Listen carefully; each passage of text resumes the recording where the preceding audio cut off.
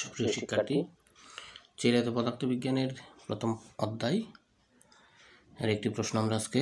প্রশ্নটি হলো কণা সিস্টেমের রৈখিক ভরবেগের সংরক্ষণ সূত্র।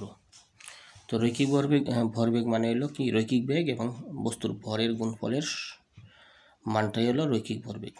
তো কোনো কণা সিস্টেমের রৈখিক ভরবেগ কীভাবে সংরক্ষিত থাকে সেটা আমরা আজকে দেখব। তো কণা সিস্টেম মানে মনে করি একটা বস্তু অনেকগুলি পার্টিকেলের এর মধ্যে অনেকগুলি কণা আছে, ক্ষুদ্র ক্ষুদ্র কণার সমন্বয়ে গঠিত। তো ভরবেগ কখন পরিবর্তন হবে? যদি এর উপর একটা বল প্রয়োগ করি তখন ভরবেগের পরিবর্তন ঘটতে পারে। বলের দ্বারা বস্তুর বেগের পরিবর্তন হয় বা হতে পারে, এই জন্য ভরবেগের পরিবর্তন হয়। তো এর মধ্যে অসংখ্য কণা আছে। মনে করি আমি যে কোনো একটা কণা হলো আই, এবং এই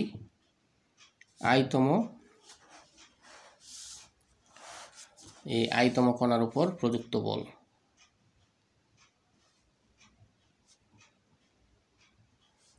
মনে করি এফআই।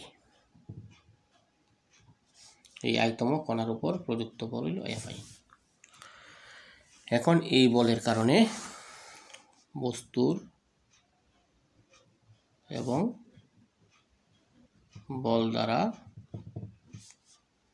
কণার ভরবেগ পরিবর্তন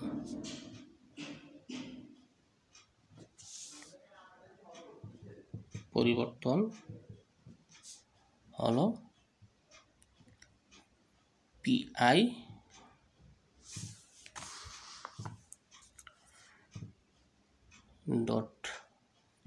ডট ভরবেগের পরিবর্তন। তার মানে এই যে আমি বল প্রয়োগ করলাম এফ, এই এফ বল আই কণাটির উপর প্রযুক্ত হলো। আই কণার উপর যে প্রযুক্ত হবে টোটাল বলটাই আই কণার উপর প্রযুক্ত হবে না। এই বলের কিছু অংশ এই অন্যান্য কণা দ্বারা প্রতিক্রিয়া বল দ্বারা বাধাগ্রস্ত হবে। তার মানে মনে করি আইতম কণাটির উপর যে ক্রিয়া হয়েছে সেই বলের মান হলো এফআইই। এফআইই মানে এক্সটার্নাল ফোর্স অন আই কণা। এফআইই মানে external force on I particle. I কণার উপর প্রযুক্ত বাহ্যিক বল। সাথে প্রযুক্ত বলের কিছু একটা অংশ কী হবে, এই আইতম কণার আশেপাশে যে সকল কণা আছে, মনে করি যে কণা আছে, এই ইন্টারাকশন বা প্রতিক্রিয়া বল দ্বারা কিছু পরিমাণ বলের বাধা তৈরি হবে। এই বাধার অর্থাৎ পার্শ্ববর্তী কণা দ্বারা প্রতিক্রিয়া বল প্লাস আই কণার উপর যতটুকু বল প্রযুক্ত হয়েছে, এই দুইটা বল মিললে হইল টোটাল বল মানে এফআই প্রযুক্ত বল, এফআই বা পি ডট, এফআই অথবা পি ডট। এখন এখানে এই আই হলো একটি কণা, জে হলো আরেকটি কণা এই বস্তুর ভিতরে। তো এখানে এই আই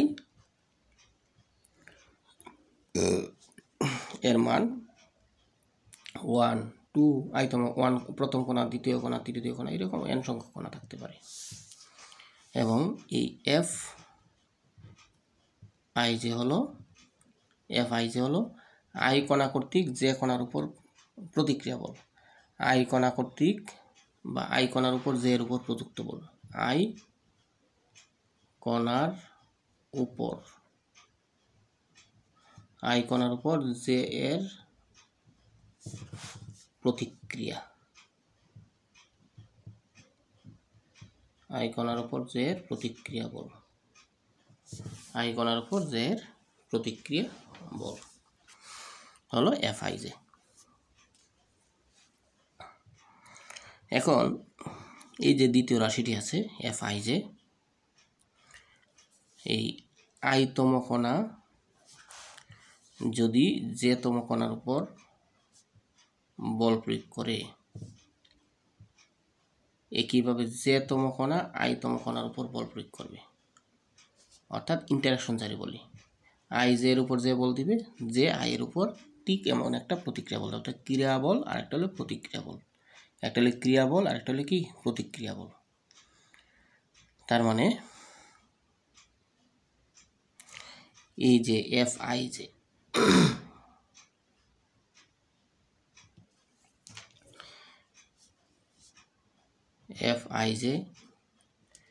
এফ জে আই দুইটার মধ্যে প্রতিক্রিয়া বল, আরেকটা হলো এফ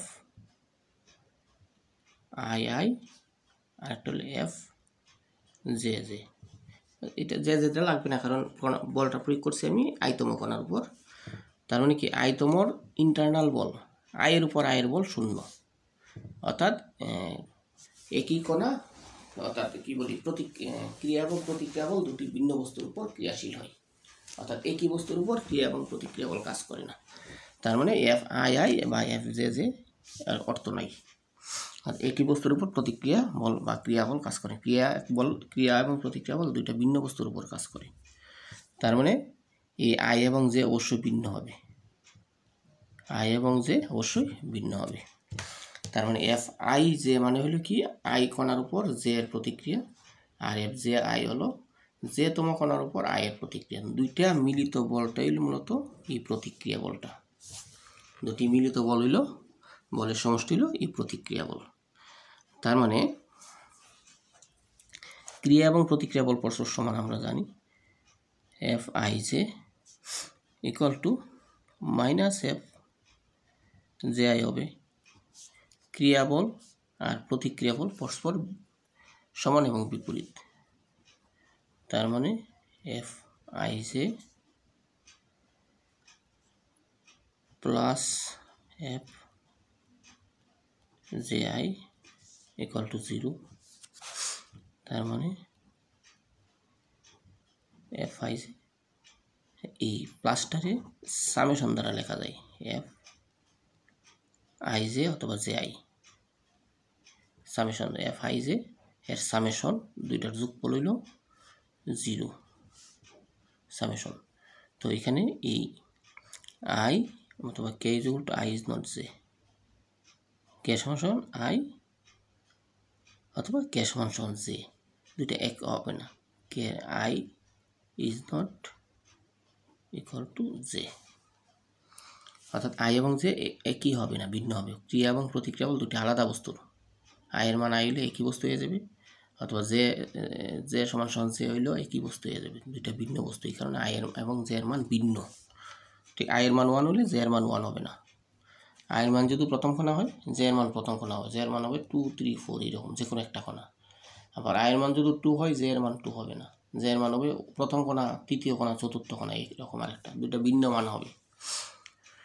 মানে এই টোটাল বলটা নিট ক্রিয়া এবং প্রতিক্রিয়া বলের সমষ্টিটা 0। তো আমি যদি এখানে একটা সামেশন দিই, তার মানে এটা বোঝাবে ক্রিয়া এবং প্রতিক্রিয়া বলের সমষ্টি। এফ আই জে এর মধ্যে আমি একটা সামেশন দিলে এটা হবে ক্রিয়া এবং প্রতিক্রিয়া বলের সমষ্টি, এবং এই ক্রিয়া এবং প্রতিক্রিয়া বলের সমষ্টি 0। তার মানে এটা যদি আমি প্রথম সমীকরণ দিই, এটা যদি আমি দ্বিতীয় সমীকরণ দিই, তার মানে এই 1 এবং 2 থেকে আমরা লিখতে পারি, 1 এবং 2 থেকে আমরা লিখতে পারি P dot is equal two F I external, F I external, অর্থাৎ প্রযুক্ত বাহ্যিক বলটাই বেগের পরিবর্তনের জন্য দায়ী হবে। প্রযুক্ত বাহ্যিক বলই বরের পরিবর্তনের জন্য বা ভরবেগের পরিবর্তনের জন্য দায়ী হবে। এখন প্রযুক্ত বাহ্যিক বল যদি ক্রিয়া না হয়, তাহলে ভরবেগের পরিবর্তনটা 0 হয়ে যাবে। প্রযুক্ত বাহ্যিক বল ক্রিয়াশীল না হলে বস্তুর ভরবেগ সংরক্ষিত থাকবে, অর্থাৎ ভরবেগের পরিবর্তন 0।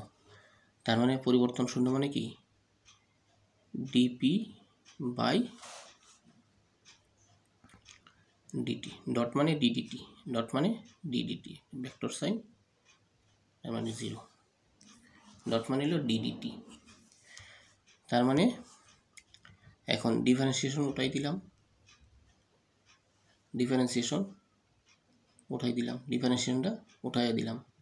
তো উঠাই দিলে কি হবে, ডিফারেন্সিয়েশন উঠাইলে ইন্টিগ্রেশন লাগবে, 0কে ইন্টিগ্রেশন করলে ধ্রুবক হয়ে যাবে, 0কে ইন্টিগ্রেশন করলে ধ্রুবক হবে।